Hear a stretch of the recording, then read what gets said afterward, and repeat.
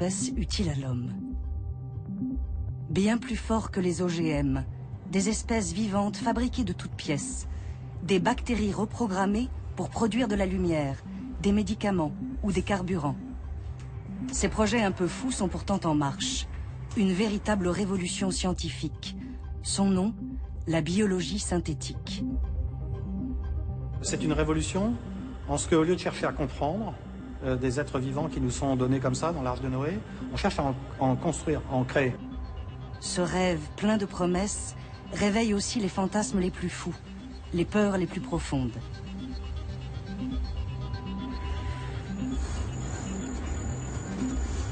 Cette nouvelle révolution industrielle utilise les formes de vie. Elle les traite comme des usines à fabriquer des nouveaux matériaux. Et cela va changer considérablement la société. Ça aura un impact majeur sur l'environnement.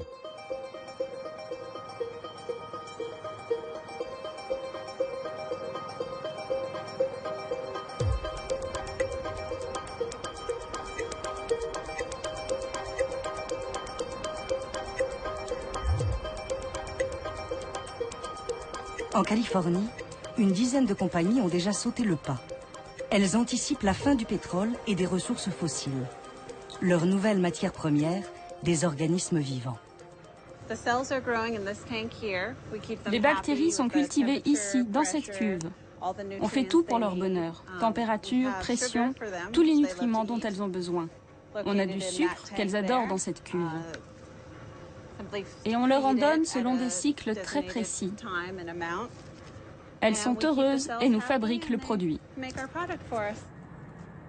Ce produit, fabriqué avec bonheur par des milliards de bactéries, c'est peut-être l'essence du futur.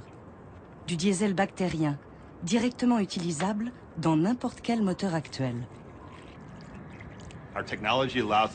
Notre technologie nous permet de produire des carburants qui iront dans les avions, dans les voitures. Très clairement, l'objectif est de fournir tout le carburant dont la planète a besoin. Autant dire beaucoup. Les États-Unis consomment à eux seuls 350 milliards de barils de pétrole par an. Le diesel, c'est quelque chose comme 60 milliards. LS9 fait partie de ces nouvelles compagnies de biotechnologie qui ont vu le jour aux États-Unis grâce au progrès fulgurant de la biologie synthétique. Depuis environ 5 ans, des milliards de dollars sont investis pour développer ce nouveau mode de production, au potentiel vertigineux. Ce carburant est issu d'un procédé en une seule étape. Les organismes microscopiques, reprogrammés, transforment du simple sucre en carburant équivalent à celui qui sort des raffineries de pétrole. Ces bactéries si prolifiques n'existent pas dans la nature. Les ingénieurs du vivant ont réécrit leur ADN pour qu'elles exécutent une nouvelle fonction. Pour comprendre une telle prouesse technique, il faut remonter en 1953, quand Crick et Watson découvrent la structure de l'ADN en forme de double hélice. Il y a dans ce flacon une substance qui est plus précieuse que l'or, les diamants ou le pétrole du monde réunis. Cette substance, les Anglais l'appellent le DNA. Les Français, l'ADN, et les chimistes d'un nom un peu barbare, l'acide désoxyribonucléique. Suivant le point de vue auquel on se place, c'est une substance chimique inerte ou c'est déjà de la matière vivante. Quoi qu'il en soit, tout le mystère de la vie se trouve à l'intérieur de ces substances. Et ce flacon est un peu une boîte de Pandore qu'il vaut mieux refermer en attendant de vous expliquer pourquoi. Notre organisme est une extraordinaire addition de plusieurs milliers de milliards de cellules. Dans chaque cellule, un noyau contient toute l'information génétique qui détermine ce que nous sommes et ce que nous transmettons à notre descendance. Cette information génétique est stockée dans les chromosomes. Chaque chromosome est constitué de milliers de gènes, des phrases écrites avec les 4 lettres de l'alphabet de l'ADN, A, T, G, C. Ces molécules chimiques, on les appelle les bases. Ce sont les gènes qui détiennent le secret de fabrication des protéines, c'est-à-dire la machinerie qui permet de créer des cellules et de faire fonctionner notre organisme. La magie de l'ADN, c'est d'être un langage génétique universel, commun à tous les organismes vivants connus, de la plus petite bactérie constituée d'une seule cellule, aux végétaux, animaux et aux êtres humains qui comptent plusieurs milliards de cellules. Cet ADN, c'est d'abord une quantité colossale d'informations. Dès les années 70, les biologistes tentent de lire ce code de la vie. Ils commencent par séquencer des petits génomes, comme celui de la levure. Si vous vouliez présenter à cette échelle-là la totalité de la séquence du chromosome de la levure, il faudrait multiplier ceci par 50. Donc ça nous fait déjà 2,5 km du ruban de papier.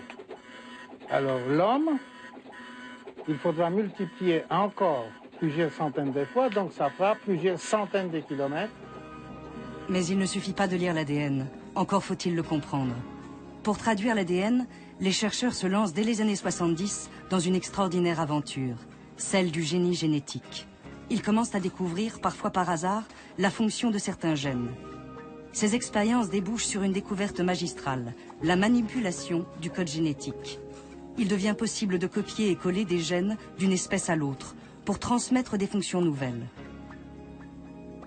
Jean Wessenbach est un pionnier du génome humain, l'auteur de la première carte de notre ADN. Il a accompagné toute l'aventure du génie génétique. La première application commerciale, ça a été l'insuline, qui de toute façon posait problème puisque les insulines étaient essentiellement extraites, surtout de porc, mais aussi de bovins, et donc avec parfois des réactions allergiques. Donc pour pouvoir éviter ce type de réponse, ce qu'il fallait faire, c'était avoir de l'insuline humaine. Le transfert du gène de l'insuline humaine dans des bactéries permet d'en obtenir des quantités industrielles. C'est une révolution pour le quotidien de millions de diabétiques qui ont besoin de plusieurs doses d'insuline chaque jour pour vivre.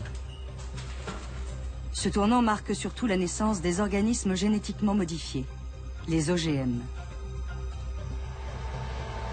Les industriels de l'agriculture y voient l'opportunité d'améliorer la compétitivité de certaines plantes. En leur transférant un gène de résistance aux parasites, ils augmentent le rendement des cultures. Ces manipulations du code génétique soulèvent un immense écho dans le public. Peut-on se permettre de toucher aux vivants?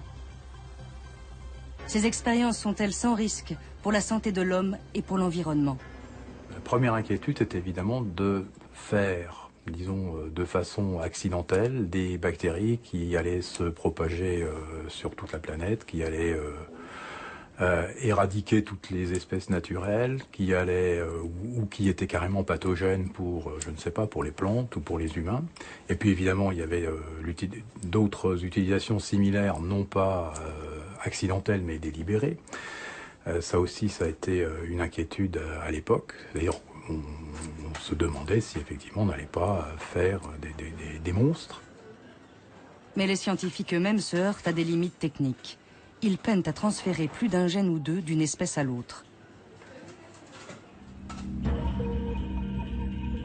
40 ans plus tard, et grâce à de nouveaux outils de pointe, la biologie synthétique ne veut plus seulement manipuler le vivant pour copier et coller d'infimes morceaux. Elle ambitionne, démesurément, de faire des constructions nouvelles de fragments d'ADN, de les assembler comme les pièces d'un Lego pour créer des espèces qui n'existent pas dans la nature. Ah ouais, d'accord. Donc c'est modulaire dans les modules de prélèvement exactement comme dans la... Vraiment. Philippe Marlière est l'un des précurseurs français de la biologie synthétique. Peut-être aussi l'un des plus visionnaires. On peut dire de la biologie synthétique qu'il s'agit d'une révolution culturelle. C'est une révolution en ce qu'au lieu de chercher à comprendre des êtres vivants qui nous sont donnés comme ça dans l'Arche de Noé, on cherche à en construire, à en créer. À l'origine de cette rupture avec la biologie traditionnelle, l'un des temples de la recherche mondiale, le fameux MIT, Massachusetts Institute of Technology, aux États-Unis. Toujours à la pointe de l'innovation. Des grandes premières technologiques, comme la micro-informatique dans les années 70. Et comme à l'époque, la révolution vient non pas des chercheurs, mais des ingénieurs. Pragmatiques, concrets, bricoleurs, ils sont capables d'inventer, fabriquer des machines vivantes, sans être spécialistes de la biologie. Pensez à une voiture. Imaginez que vous n'en ayez jamais vu de votre vie et que vous vouliez comprendre comment ça marche. L'une des solutions, c'est de la mettre en pièces, d'étudier ces pièces, d'essayer de formuler des théories sur leur fonctionnement, de faire des listes de ces composants. Mais il y a une autre manière de faire les choses. Votre voiture est en pièces détachées. Maintenant, il faut essayer de les remettre ensemble. Qu'est-ce que c'est que ce truc? Est-ce que ça va vraiment dans le moteur? Puis-je le laisser de côté? Et à la fin, vous remettez tout ensemble, vous tournez la clé. Est-ce que la voiture démarre? Construire et apprendre en construisant, c'est une démarche très efficace en matière de découverte scientifique. Et ça n'a jamais été appliqué dans le domaine de la biologie. Drew Handy est considéré comme le plus doué de sa génération, un avant-gardiste, le premier théoricien de la biologie de synthèse. Dès 2005, il crée le premier cours de cette discipline. Ses élèves, des apprentis ingénieurs. Pour passionner les jeunes avec cette nouvelle approche de la biologie, il lance avec des collègues un grand concours de biologie synthétique, iGEM. Les participants d'iGEM doivent présenter au jury des machines biologiques, des machines vivantes.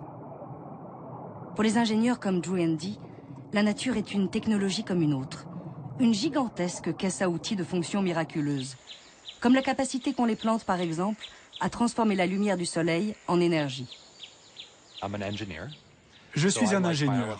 J'aime la biologie car elle fait partie de ce que nous sommes.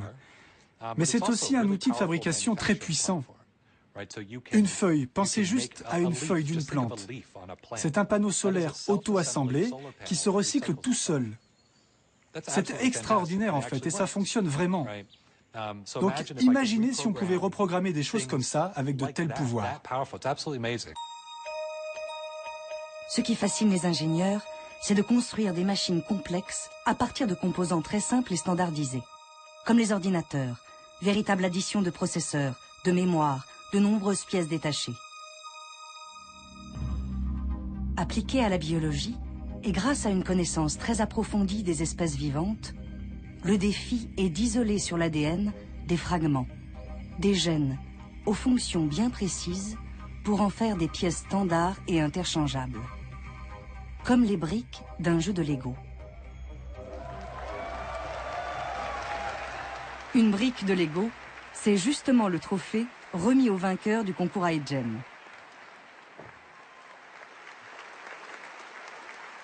Dans ce concours, les Legos sont des gènes à assembler et recombiner en une construction plus complexe. Une véritable machine biologique. Ces Legos d'ADN ont été baptisés biobriques. Ce sont des fragments d'ADN écrits avec les 4 lettres du code génétique, ATGC. Ils ont tous une fonction bien précise. Par exemple, la luciole est dotée de plusieurs gènes qui la font briller dans l'obscurité. Pour copier ces gènes utiles, les techniciens recourent à un synthétiseur d'ADN. Exactement comme une imprimante à jet d'encre. Ils puisent dans 4 cartouches les bases de l'ADN. Au lieu de couleurs, la machine extrait les bases chimiques A, T, G, C. Pour recréer un morceau d'ADN devenu entièrement synthétique, c'est-à-dire fabriqué par la main de l'homme. Au MIT, toutes les biobriques créées par les étudiants du concours iGEM sont répertoriées en ligne. Elles s'accumulent d'année en année. Une sorte de catalogue de vente par correspondance, à la seule disposition des nouvelles équipes du concours. Ces précieuses briques sont conservées dans un simple frigo. Randy Redberg est le maître des lieux. C'est l'un des fondateurs du concours iGEM. Après une longue carrière dans l'informatique, il voit en la biologie synthétique la nouvelle frontière des ingénieurs. Il est à l'origine avec Tom Knight du concept même des biobriques. Nous avons 5000 biobriques dans ce frigo qui ont été créées par les précédentes équipes d'iGEM.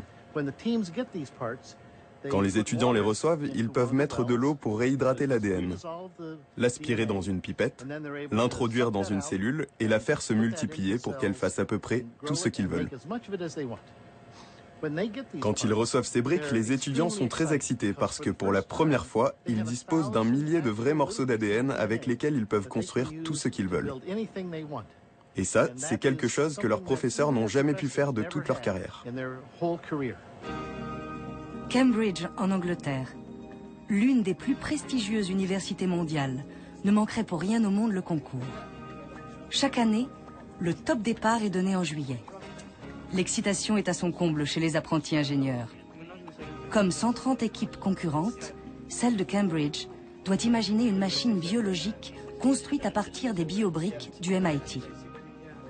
Mais il ne suffit pas de programmer un nouvel ADN. Encore faut-il qu'il s'anime et devienne un véritable organisme vivant. Pour y parvenir, les étudiants doivent insérer leur programme dans un châssis. Le châssis idéal, c'est une bactérie, Escherichia coli, dite E. coli. Elle est sortie de l'anonymat en 2011. Certaines souches extrêmement virulentes ont été à l'origine d'intoxications alimentaires, parfois mortelles. Mais en temps normal, c'est une star des biologistes, utilisée par tous les chercheurs car son génome est très bien connu. La meilleure preuve que toutes les souches d'E. coli ne sont pas mortelles, c'est que nous en hébergeons des milliards sur notre peau et dans tout le corps. Nous en comptons même plus que de cellules. Ces bactéries nous sont indispensables. Celles qui séjournent dans notre intestin, par exemple, permettent la digestion. C'est un organisme simple, doté d'une seule cellule, avec un avantage majeur. Aucun noyau ne protège l'ADN. On peut donc la vider d'une grande partie de son ADN superflu et ne conserver que les gènes indispensables à sa survie. Les ingénieurs du vivant peuvent ensuite lui injecter des biobriques pour lui conférer une nouvelle fonction. Par exemple, des morceaux d'ADN de la luciole, qui lui permettent de diffuser de la lumière. La bactérie peut donc lire un nouveau programme génétique et l'exécuter. Paul, un Français étudiant de l'équipe de Cambridge, a passé tout l'été à bricoler de l'ADN pour que des bactéries clignotent en bleu. Dans cette flasque, on a une colonie d'Escherichia coli, qui est une bactérie qui d'habitude vit dans la flore intestinale, dans laquelle on a introduit des gènes de bactéries vivant en symbiose dans des animaux marins comme les poulpes. Et dans les poulpes, ces bactéries émettent une lumière utilisée par le poulpe pour attirer des proies. Et ici, donc, on a la même lumière qui est émise, donc une colonie émet une lumière bleue. Dans le concours AEGEM, les étudiants sont appelés à dépasser la dimension purement technique de leur projet et à penser à des applications concrètes.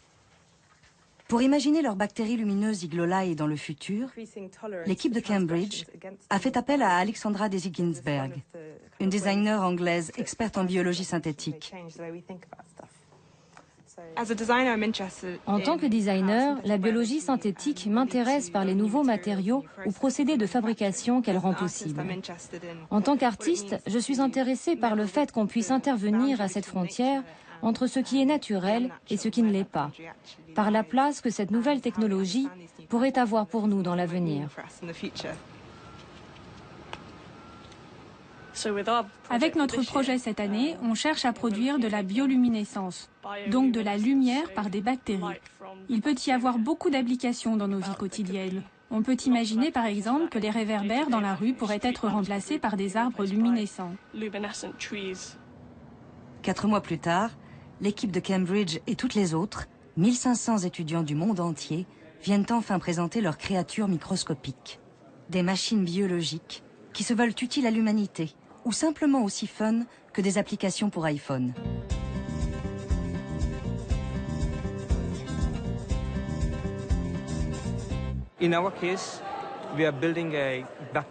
On a construit un système bactérien qui peut détecter les cellules cancéreuses. Pour les pays en développement, les systèmes de détection sont indispensables, mais doivent être accessibles. On s'est juste dit qu'on pouvait, avec un système bactérien, parvenir à la même efficacité qu'avec les technologies très coûteuses qui existent aujourd'hui.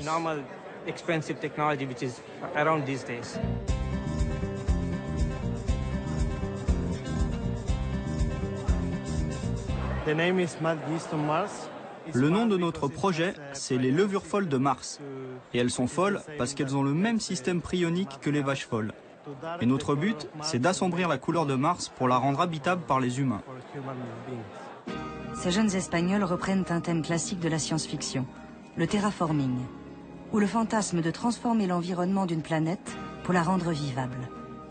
Mais qu'il soit un peu fantaisiste comme celui-là, ou utile, comme la détection du cancer, ces projets n'ont pas vocation à être commercialisés. L'objectif c'est de démontrer que la biologie du XXIe siècle est accessible à de très jeunes étudiants. Qu'ils peuvent accomplir quelque chose d'efficace en 4 mois seulement. Quand j'ai lancé iGEM, mes amis du MIT, qui sont des professeurs de biologie et donc des gens très intelligents, m'ont dit que ce que je faisais était mal. Que je me moquais des étudiants en leur faisant croire qu'ils pourraient accomplir quelque chose en un été. J'aimerais faire un petit sondage. Selon votre expérience d'iGEM, est-ce que la biologie est trop complexe pour des étudiants non diplômés? Non, ok. Je crois qu'on a répondu à la question. En 6 années d'existence, le concours iGEM a vu défiler des projets de plus en plus sophistiqués.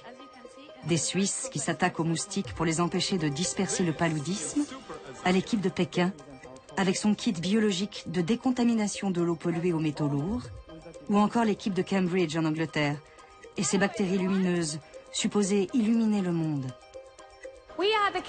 Nous sommes l'équipe iGEM de Cambridge et voici Eagle Eye.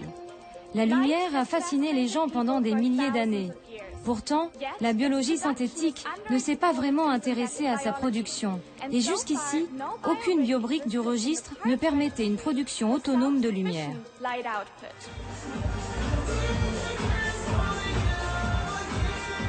Les participants au concours iGEM sont 2 fois plus nombreux chaque année. Tous séduits par ce mélange de fun, d'une apparente facilité et de résultats concrets qui est une manière radicalement nouvelle de faire de la biologie.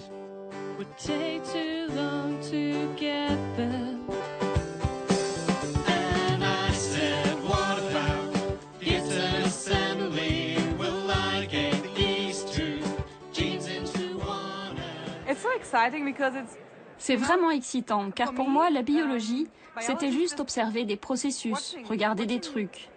Mais être un ingénieur, c'est vouloir construire par soi-même. La biologie se construit toute seule et pourtant, je peux agir sur ce processus. C'est incroyable. Cette frontière est vraiment fascinante.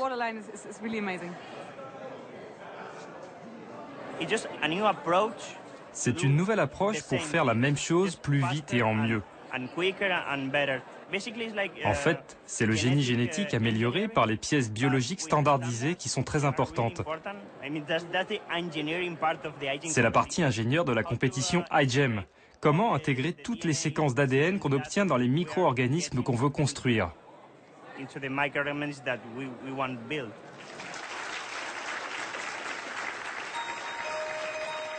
Cette future génération illustre une rupture majeure avec la biologie traditionnelle. Les ingénieurs veulent utiliser le vivant, non plus seulement pour le comprendre ou le modifier, mais pour en fabriquer un de toutes pièces, plus utile. Si cette révolution est aujourd'hui possible, c'est grâce à un immense bond technologique. Quand vous êtes en laboratoire, à peu près tout doit être fait manuellement. En tant qu'ingénieur, je trouve ça pénible. Tout est assez basique et ennuyeux. Pas ennuyeux, mais fastidieux. Ce sont les ordinateurs qui devraient faire ce travail. Et ça, c'est ce que j'ai vraiment envie de changer. Chaque chose que je vois dans le labo, je me dis, ça devrait être automatisé, ça devrait être automatisé, on peut faire ça plus vite. L'automatisation, c'est justement ce qui permet à la biologie de changer d'échelle.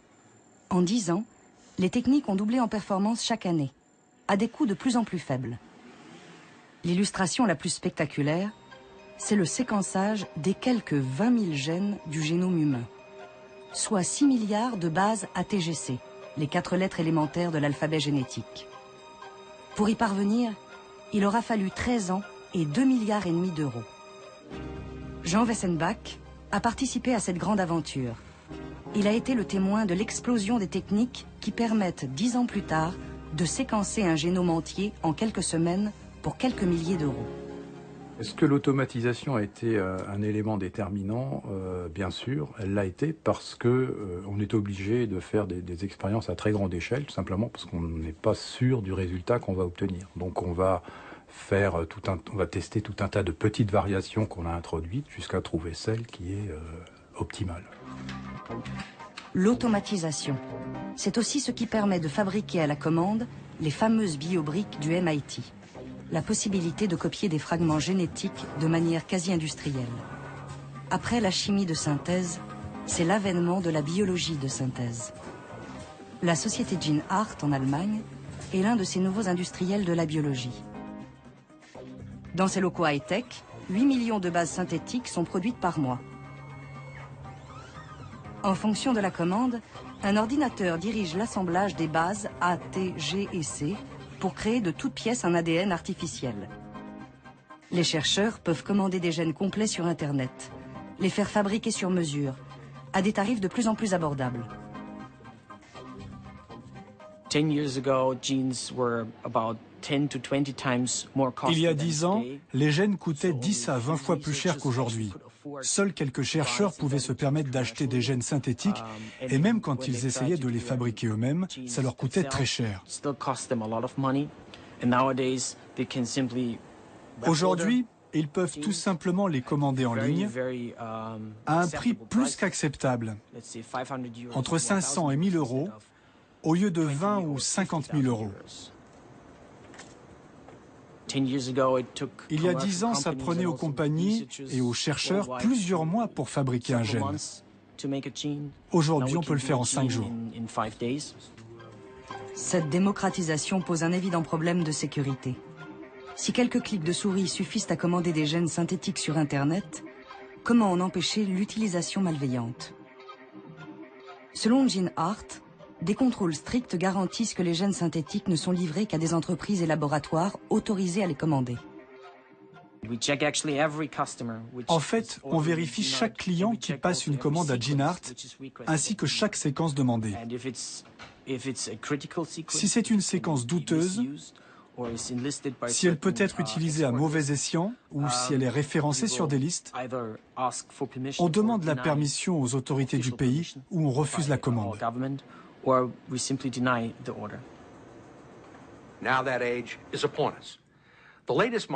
Gene Hart travaille avec les plus grands laboratoires de recherche mondiaux. Ils ont par exemple fourni toutes les biobriques qui ont permis de créer le premier génome synthétique complet de l'histoire. Cette prouesse technique est l'œuvre de Craig Venter, un scientifique réputé dans le monde des biotechnologies pour un ego, une audace et des moyens financiers considérables. Venter a mis 15 ans pour créer ce génome entier. Avec l'aide de puissantes machines, son équipe a pu assembler l'ADN complet d'une bactérie, avant de l'introduire dans un châssis, une autre bactérie vidée de son propre ADN. Ce nouvel organisme s'est animé et reproduit. C'est la première fois qu'un organisme vivant se développe avec un ADN entièrement conçu par la main de l'homme. Craig Venter suscite des réactions très contrastées. Ses performances techniques impressionnent, mais son ambition assumée de créer la vie agace et inquiète. Parmi ses détracteurs, l'ETC Group, un comité de vigilance canadien qui analyse les conséquences des nouvelles technologies. C'est surtout un lanceur d'alerte. L'un de ses porte-paroles, Jim Thomas, un ancien de chez Greenpeace, craint que Venter n'ambitionne de contrôler l'industrie du vivant. On voit des sociétés comme Synthetic Genomics de Craig Venter, qui espèrent qu'il sera le Microsoft de la biologie synthétique, ou le Microsoft devrait-on dire. Ces gens essaient de verrouiller des positions incontournables et d'acquérir les techniques clés afin de contrôler la discipline tout entière. On a vu ça se produire avec les logiciels, avec les OGM, avec les nanotechnologies. Et maintenant, c'est en train de se produire pour la biologie synthétique. Comme l'informatique, la biologie synthétique veut conquérir le monde. Et d'ailleurs, le destin de ces deux disciplines est aujourd'hui intimement lié. Les progrès de la biologie synthétique dépendent étroitement de ceux de l'informatique, de l'augmentation constante de la puissance de calcul des ordinateurs. Le code génétique et le code informatique ont un point commun, une quantité colossale d'informations qui peuvent être traitées de plus en plus rapidement. L'analogie entre ces deux disciplines va encore plus loin. Dans les années 70, des jeunes fascinés par les débuts de l'informatique se retrouvaient sous le nom du Homebrew Computer Club dans leur garage pour tenter des expériences. C'est là que Steve Jobs, fondateur d'Apple, créa son premier ordinateur. La biologie synthétique exerce la même fascination aujourd'hui. Les jeunes passionnés par cette nouvelle discipline se sont regroupés sous le nom de Do-It-Yourself Biology, la biologie maison en quelque sorte. Surnommés les biohackers, en référence aux pirates informatiques, les hackers, ces étudiants sont souvent présentés comme des apprentis sorciers, bricolant de l'ADN dans leur garage. Ces amateurs sont surtout des passionnés de science et de technologie, de véritables champions de la débrouille. Avec une dizaine d'euros, Mac, Dan et Dakota ont mis au point un bioréacteur, une machine capable de cultiver des algues et d'en extraire du carburant.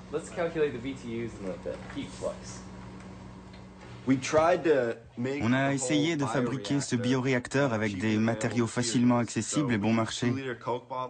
2 bouteilles de 2 litres qu'il vous reste après avoir bu votre soda. Dan et son grand-père ont assemblé ça avec des bouts de bois. Ça, ce sont des tubes qu'on a eus à l'école. Et le système de pompage qu'on utilise, on l'a trouvé dans le grenier de notre école. Il traînait là depuis 10 ans au moins. Et le système d'éclairage a coûté $5. Tout l'intérêt, c'est d'arriver à fabriquer ça avec quelques dollars pour que n'importe qui puisse le faire. Ça nous a coûté peut-être $20 en tout. Ceux qu'on trouve dans les labos peuvent coûter plusieurs centaines de milliers de dollars. Jason Bob et moi avons fondé DY Bio en 2008. Des amis communs nous ont présenté et on s'est découvert une passion commune pour la science non institutionnelle. Et quelques semaines plus tard, on s'est retrouvés avec des copains et on a commencé des expériences de biologie moléculaire à la MacGyver. Ce sont des gens qui sont surtout intrigués par les biotechnologies et qui se disent qu'on n'a peut-être pas besoin d'être un génie avec un doctorat pour pouvoir faire ça. Ces biologistes amateurs présents sur les 5 continents s'inspirent des géants de la biologie synthétique. Craig Venter vient de recevoir $600 millions du pétrolier ExxonMobil pour faire produire du carburant à des algues synthétiques. Ces algues sont naturelles, mais la différence avec ce que font Craig Venter et Synthetic Genomics, c'est qu'ils examinent le génome et la structure ADN de ces organismes pour essayer de reprogrammer synthétiquement ces algues avec un bien meilleur rendement. Nos algues ont un rendement de 20 à 30%, mais celles qui sont synthétiques peuvent dépasser les 50%. Ces biohackers avouent la modestie de leur démarche. Mais ils rêvent du jour où ils pourront programmer des cellules comme on crée des logiciels informatiques. Une sophistication encore lointaine, selon Drew Handy lui-même, l'un des fondateurs de la biologie synthétique. On dit qu'on écrit des programmes ADN aujourd'hui, mais est-ce que ces programmes ressemblent à ceux qu'on met dans un ordinateur? Pas vraiment. Ça ressemble plus aux programmes que vous trouvez dans les jouets pour enfants. Un petit robot en Lego, par exemple, que vous programmez pour réagir à la lumière ou pas, bouger par là ou pas. C'est le genre de sophistication que nous avons avec nos programmes ADN aujourd'hui. Nous sommes au tout début de la programmation des cellules. Ce n'est pas comme les ordinateurs dans la sophistication, mais ça l'est dans l'ambition.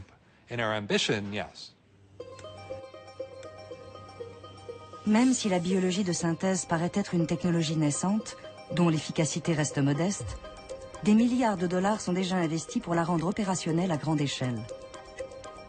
Carburant, médicaments, plastique, tout ce que la chimie de synthèse a produit de façon coûteuse et polluante, la biologie de synthèse se propose de le produire de manière écologique, à partir de matières vivantes.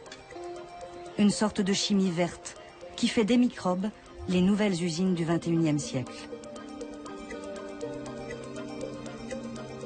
Premier produit sur le point d'arriver sur le marché, c'est un médicament, l'artémisinine de synthèse. Cette molécule thérapeutique est une cause inattaquable. C'est le traitement curatif le plus efficace d'un fléau pour les pays du Sud, le paludisme ou malaria. Chaque année, l'épidémie tue 1 million de personnes, surtout des enfants de moins de 5 ans. L'artémisinine naturelle est extraite de l'armoise, une plante cultivée principalement en Asie et en Afrique de l'Est. Mais elle est de plus en plus rare. Sa production est longue et coûteuse et reste très insuffisante. Jay Kisling, un ingénieur californien, est à l'origine d'une découverte majeure. Il a trouvé le moyen de produire de l'artémisinine de synthèse grâce à des bactéries reprogrammées. Après le laboratoire et la preuve de concept, c'est le géant pharmaceutique français Sanofi Aventis, à l'autre bout de la planète, qui doit industrialiser le procédé. Ce qu'a développé Kisling est quelque chose qui relève d'un procédé de laboratoire. Ils avaient déjà des performances qui étaient intéressantes. Mais ensuite, quand il s'agit de passer de l'échelle d'une vingtaine de litres maximum à des fermenteurs qui seront des fermenteurs de l'ordre de 100 à 200 mètres cubes, qui sont des fermenteurs de taille industrielle. Ça, c'est un travail qui n'avait pas ou peu été approché par l'équipe de Kissling et d'Amiris et qu'on a largement développé pour pouvoir être capable d'aller en phase d'industrialisation.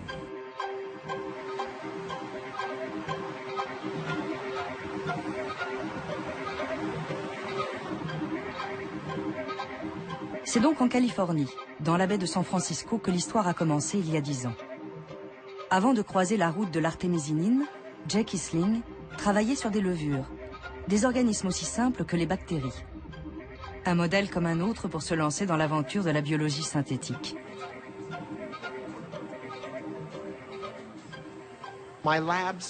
Avant ça, mon laboratoire a passé 10 ans à développer des outils pour transformer des levures et la bactérie E. coli. Au moment de choisir un produit pour nos expériences, l'un de mes étudiants m'a dit « Tiens, regarde cet article sur l'artémisinine ». On s'est dit « Super, c'est un produit aussi bien qu'un autre ». À part mes cours de biologie, je ne savais pas grand-chose sur le paludisme. On a donc appris beaucoup sur les circuits métaboliques et on s'est mis au travail. Les circuits métaboliques sont des cascades de transformations chimiques. C'est par exemple tout le chemin parcouru entre le principe actif naturel de l'armoise et ce qui deviendra 18 mois plus tard de l'artémisinine, une molécule thérapeutique. Ce circuit, modifié par la biologie synthétique, permet de réduire ce délai d'1 an et de produire beaucoup plus de médicaments. Pour obtenir un microbe capable de produire de l'artémisinine, on a dû prendre le circuit métabolique de l'armoise, la plante originelle, et insérer ce circuit à l'intérieur d'une levure. Cela a permis à la levure de produire l'artémisinine.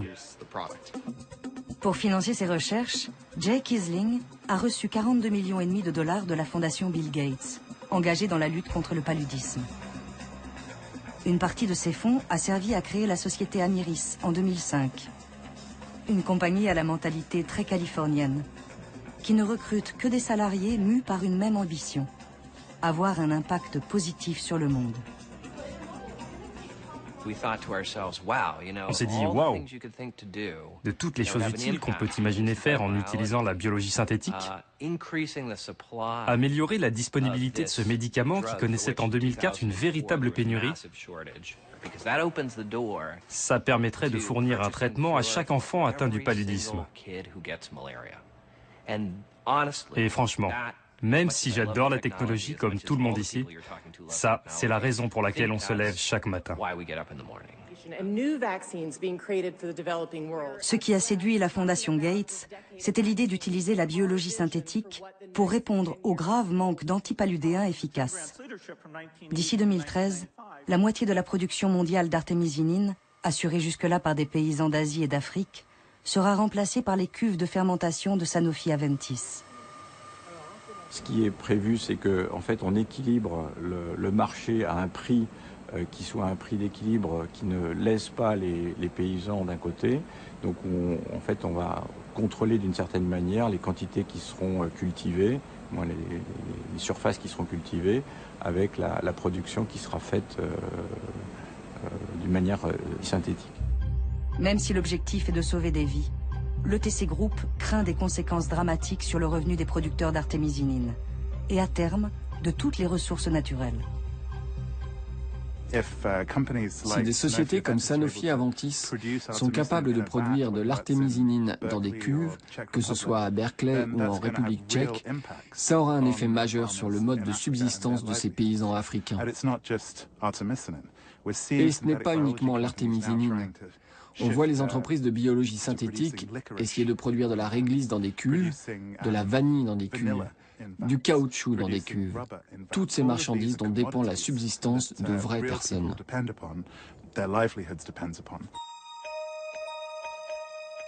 De fait, la biologie de synthèse pourrait remplacer la plupart des produits naturels. Jay Kissling et Amiris en font déjà l'expérience. En modifiant quelques étapes, les bactéries reprogrammées pour obtenir de l'artémisinine peuvent aussi fabriquer une grande variété de produits. Du caoutchouc, de la vitamine A, ou encore et surtout du carburant. On s'est donc demandé ce qu'on allait faire. Et en envisageant les défis les plus difficiles, celui qui nous motivait le plus, c'était cette idée de produire un carburant sans compromis. Par sans compromis, je veux dire que ses qualités seraient meilleures que celles des produits issus du pétrole. Pas « tiens, j'aimerais utiliser un produit renouvelable mais il coûte beaucoup plus cher et il ne marche pas très bien dans ma voiture ». Non, ce serait le même prix et ce serait aussi bien, si ce n'est mieux.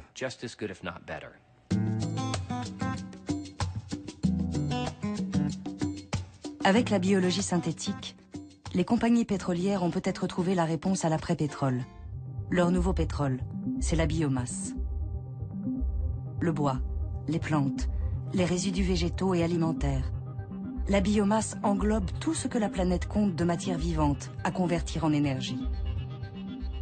Les biocarburants de première génération sont très critiqués car fabriqués à partir de ressources, comme les céréales ou la betterave. Des ressources alimentaires indispensables aux pays en développement. La biologie synthétique affirme qu'elle va régler ce problème en utilisant une autre biomasse pour nourrir ces bactéries reprogrammées, sans concurrence avec l'alimentation, comme les déchets végétaux. Mais pour les écologistes comme l'ETC Group, cet argument est un leurre. Quelle qu'elle soit, la biomasse n'est pas inépuisable. La surexploiter pourrait s'avérer catastrophique à long terme. Les nouvelles compagnies de biologie synthétique, comme Amyris, aiment à dire qu'ils participent à la nouvelle économie verte, qui va remplacer le pétrole par l'utilisation de la biomasse et des sucres. En réalité, ces compagnies ont des accords avec les compagnies pétrolières, avec Total, avec BP, avec Shell, avec Chevron. Et au bout du compte, ce seront les mêmes grosses compagnies qui contrôleront ces nouvelles ressources. Le problème avec ça, c'est que vous changez les matières premières, et donc vous changez l'économie dans laquelle on vit. Il n'y a tout simplement pas assez de biomasse pour faire ça. Si la biologie synthétique tient ses promesses, c'est toute l'économie mondiale qui devra s'adapter à une nouvelle révolution industrielle. Mais a-t-on suffisamment de recul pour propulser cette technologie naissante dans notre vie quotidienne? L'arbre du vivant, qui a permis l'évolution de toutes les espèces, va connaître une nouvelle branche. Une branche artificielle, faite d'espèces créées par la main de l'homme. Qui peut garantir que ces nouveaux organismes ne vont pas dominer et détruire nos écosystèmes naturels? Pour contrer ces peurs, Randy Redberg, l'une des grandes figures de la biologie synthétique, s'appuie sur son expérience de l'informatique. Il a vu la naissance des premiers ordinateurs dans les années 60 et le fantasme de machines qui allaient devenir des cerveaux géants, remplaçant la main de l'homme. Pour lui, les peurs liées à la biologie synthétique seront aussi infondées. Les ordinateurs se sont améliorés de plus en plus, mais ils ne sont pas devenus plus intelligents. Ils sont devenus meilleurs en musique, en graphisme, dessin, interface, en communication, en réseau. Je pense que c'est un peu la même chose pour la biologie synthétique. Se demander si on crée de la vie ou pas, si c'est une forme d'évolution ou pas, n'est pas le plus important pour décrire la biologie synthétique. Le point fondamental, c'est que nous pouvons construire des systèmes qui peuvent faire des choses importantes. Il faudra donc considérer les espèces synthétiques comme n'importe quelle autre technologie, à la différence près que les bactéries reprogrammées sont des espèces vivantes qui vont évoluer. Aussi, pour d'autres scientifiques, des précautions s'imposent. Leur solution ? Créer un nouveau code génétique incompatible avec le vivant tel qu'il existe dans la nature. Philippe Marlière et ses collègues ont essayé de changer l'une des 4 lettres de l'ADN. Ce nouvel alphabet génétique ne serait plus ATGC, mais AXGC. L'expérience était intéressante parce que d'abord, il était impossible de dire s'il serait possible, par un moyen purement automatique, extrêmement simpliste, de forcer une bactérie conventionnelle à adopter au cœur de sa matière génétique une lettre que nous aurions décidée. Alors, est-ce que ce serait possible? Et deuxièmement, si c'était possible, combien de temps ça prendrait? Combien d'étapes d'adaptation génétique? Pour se reproduire, les bactéries ont besoin des 4 bases chimiques ATGC.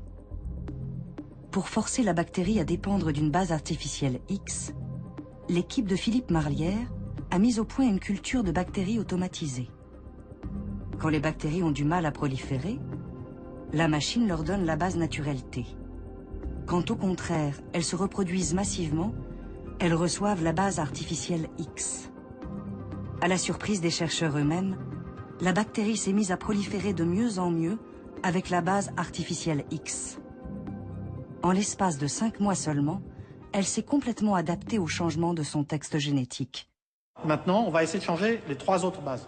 D'abord séparément, et puis ensuite on va essayer de les changer tout ensemble, de manière à s'éloigner le plus possible du vivant tel qu'on le connaît. Mais il est clair que le jeu en vaut la chandelle parce que, ce faisant, on va parvenir à des espèces vraiment artificielles pour le coup, et qui vont dépendre d'ingrédients qu'il n'y a absolument pas dans la nature et qu'elles sont incapables de fabriquer elles-mêmes. Le pari de Philippe Marlière, c'est que plus les espèces synthétiques seront différentes des espèces naturelles, et moins elles pourront se mélanger. Mais cette capacité de réécriture du code génétique pose une autre question. Et s'il devenait possible de créer de nouveaux organismes, plus dangereux? Certains parlent déjà de bioterrorisme, de bacilles synthétiques de l'anthrax ou de la peste. Il n'est pas du tout évident que des gens vont créer en laboratoire des virus plus dangereux que ceux qui existent dans la nature.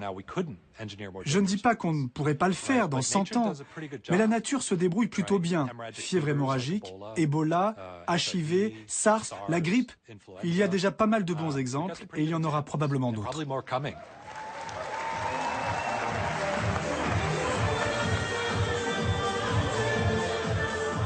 Les jeunes d'iGEM, nos futurs biologistes synthétiques, n'ont pas peur de se projeter dans un futur peuplé de leur création bactérienne.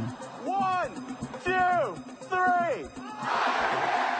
En 2009, l'équipe de Cambridge avait remporté le Grand Prix d'iGEM pour son projet Ichromai. Leurs bactéries synthétiques étaient capables de prendre plusieurs couleurs selon le contexte.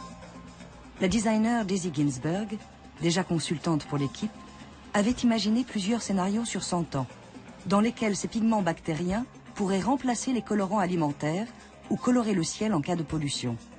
Sa vision en 2049, c'est que de telles bactéries modifiées pourraient servir de système d'autodiagnostic pour toutes sortes de maladies.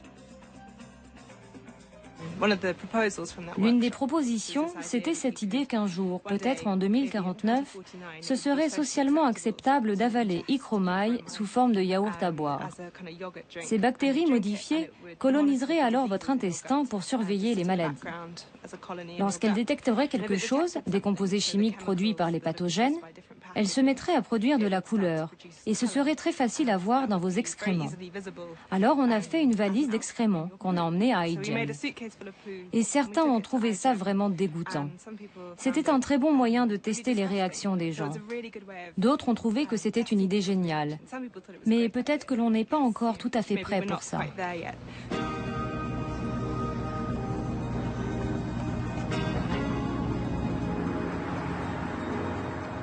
Les fondateurs du concours iGEM, Drew Handy et Randy Redberg, rêvent d'un futur où la biologie synthétique fera partie intégrante de nos vies.